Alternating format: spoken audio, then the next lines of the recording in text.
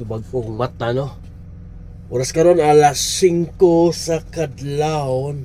So naaday ko diri no sa Labs sa Kansas. Ano, sa Missouri. Sa iyo ko ni mata kay maligo ako. Maligo.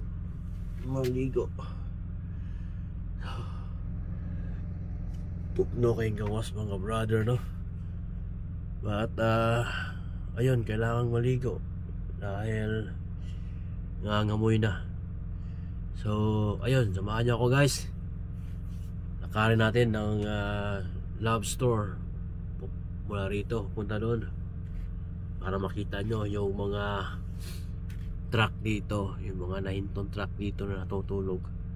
Paano ba natutulog or paano nagpa-park yung mga truck dito na hanggang ganitong oras ay tulog pa.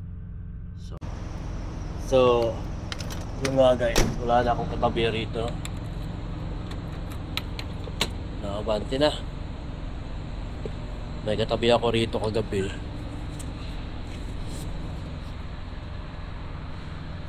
So umalis na, no?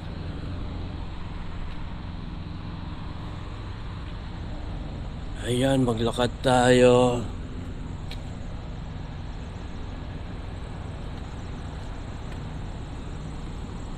So ang dala ko lang ay sabon tsaka shampoo, toothbrush. Yun lang ang kailangan para maging fresco ulit tayo. Kulang pala. So yan mga guys, ito yung mga truck na naparada, no? So ngayon ay hindi pa gaanong wala pang snow. Pero malamig na. Wala yung pa lang yung Labs.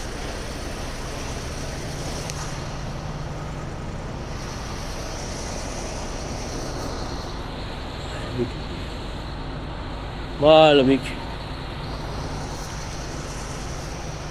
Ano yung truck na, no, hanggang umaga. So ito yung kanilang guys shop repair area.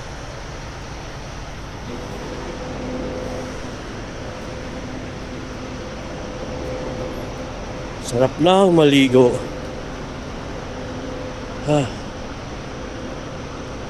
Saan na ba yung kanilang store?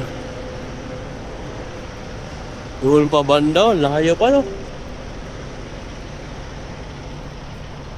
So ayan guys, yung fuel station.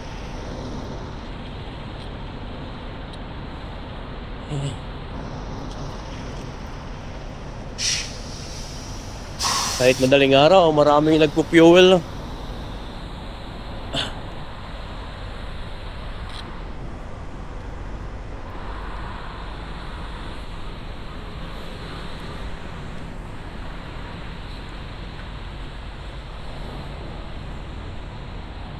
Ayan, no?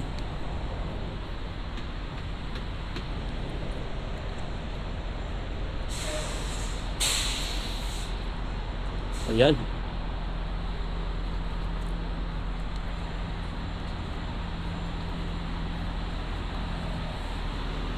So, pasok na dito sa tindahan nila.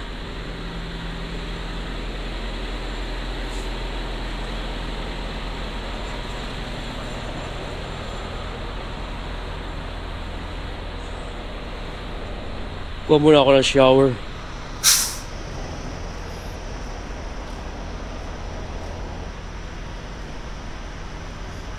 So ganito lang pag ano, no, pagkuha ng shower. Oh, ayan na, shower 2.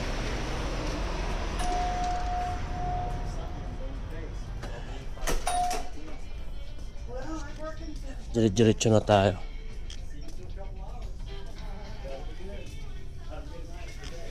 Shower 2. Yan. Nung pin number natin 53001.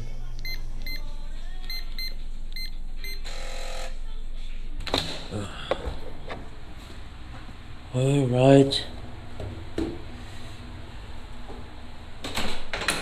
Natin. Okay. Guys, tingnan nyo guys, gaano kalinis. Alright. So, ayun guys, tapos na akong maligo. Sarap sa pakiramdam. Nakabili rin ako ng kape at saka sandwich.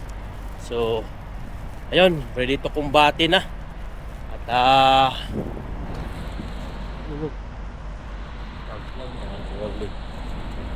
so, balik na sa truck para doon na mag-snack or doon na kakain. Alright, gabi pa ngayon, ho? Gala size na pero